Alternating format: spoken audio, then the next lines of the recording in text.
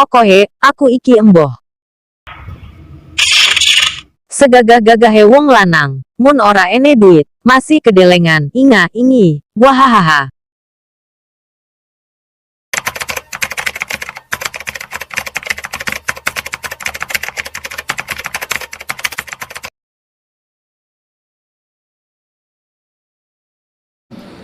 Bahwa Rasulullah SAW ditanya oleh seorang Badui, mengatakan kepada Nabi Muhammad, "Ya Rasulullah, kiranya amalan apa yang dapat mendekatkan aku ke surga? Perkara apa yang dapat mendekatkan aku kepada ridhonya Allah?" Maka dijawab oleh Nabi Muhammad, "Anta'budallah wa la tusyrika bihi syai'a."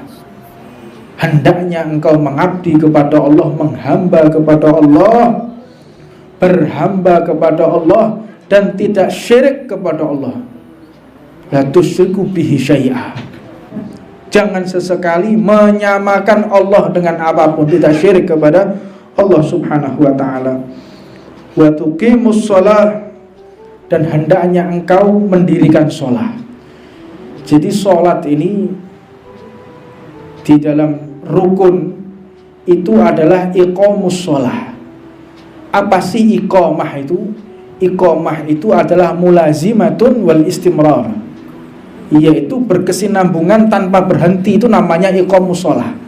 Tapi kalau kadang maghrib sholat, Isya tidak sholat, subuh sholat, duhur tidak sholat, itu namanya bukan iqamus sholat, tetapi sholat.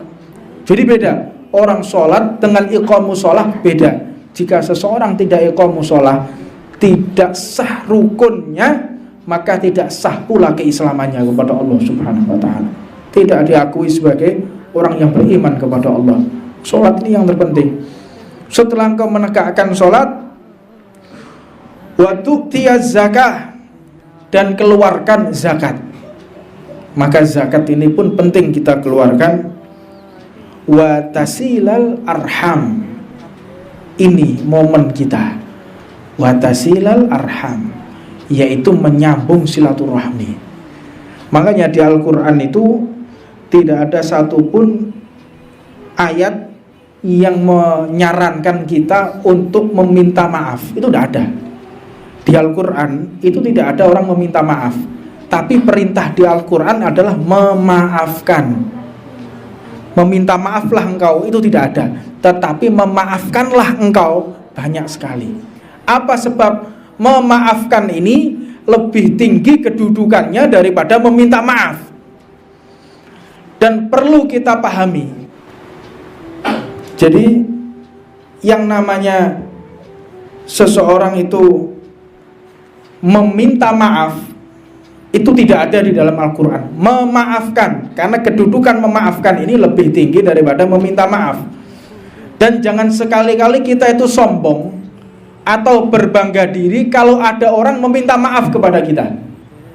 Kadang seseorang itu menceritakan orang tersebut meminta maaf kepada kita, terus dirinya bangga. Ketahuilah, orang yang meminta maaf kepada kita dan kita merasa bangga kepada orang tersebut, berarti kedudukan kita di bawah telapak kaki orang itu. Di dalam satu riwayat, Sayyidina Hasan ibnu Sayyidina Husain, beliau ini putra daripada Sayyidina Ali bin Abi Thalib. Ibunya adalah Fatimah Zahra, kakeknya adalah Nabi Muhammad SAW.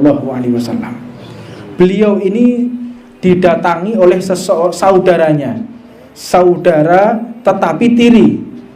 Jadi setelah sepeninggal Sayyidina Fatimah, Sayyidina Ali ini menikah lagi, jadi saudara lain ibu. Ada sedikit permasalahan dan akhirnya Sayyidina Hasan ini mengunjungi orang tersebut, saudara tirinya itu, satu bapak tapi beda ibu. Ketika sampai di sana, beliau ini disalahi sama saudaranya, disalahi betul. Yang salah bukan Sayyidina Hasan. Beliau meminta maaf, beliau meminta ridho, sampai akhirnya benar-benar yang salah ini meridhokan. Padahal beliau ini benar posisinya. Ketika sampai di rumah, beliau tertidur bermimpi bertemu dengan Nabi Muhammad SAW.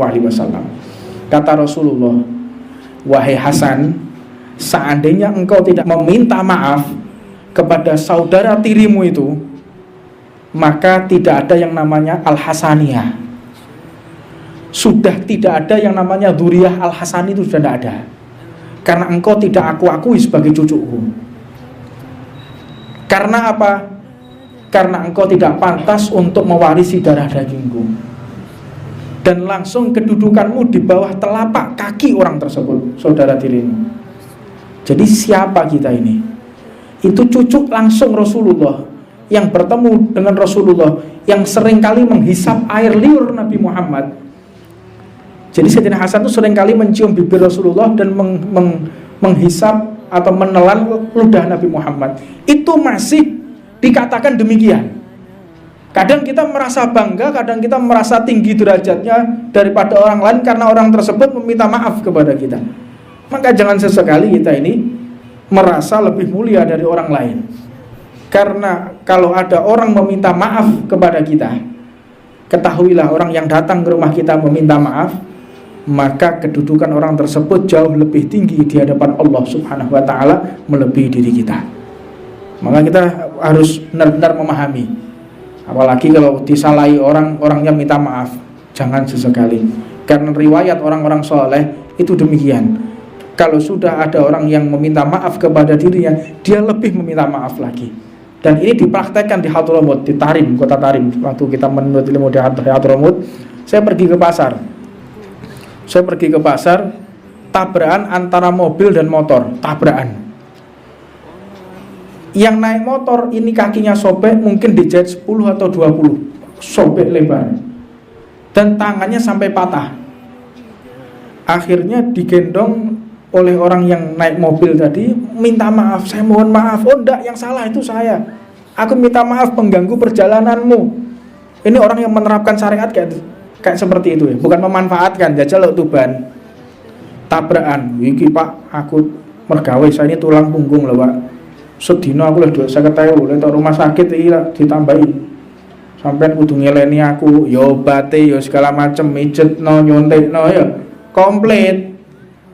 Ini orang yang tidak kenal syariatnya Allah Subhanahu wa ta'ala. Tapi tatkala mereka tahu, mereka saling meminta maaf. Ini tangannya patah, kakinya sobek, saya minta maaf, saya yang salah, saya minta maaf. Enggak, mereka berebut memaafkan, dan mereka berebut meminta maaf.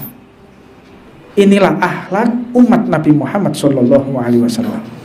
Kita kehilangan akhlak, kita bukan kehilangan ilmu. Kita kehilangan sopan santun ya ikhwan. Kita bukan kehilangan orang belajar nahwu, balaghah, mantik, banyak, ribuan orang. Wong Langitan itu setiap tahun berapa ratus santri lulusan Langitan, lulusan Pondok Mis, Lirboyo, Tebu Ireng, berapa ribu lulusan. Kita insya Allah tidak akan kekurangan. Ustadz tidak kekurangan. Kita ini kekurangan akhlak, sopan santun. Kita lihat kalau sudah di jalan, wong menggok salah titik pisui, matamu gak ketok ta? Ya. Ngerating kanan menggok ngiri, sekolah ndi sampean nih, ngelok-ngelok no. Di jalan sudah tampak akhlaknya umat Islam, ngebel.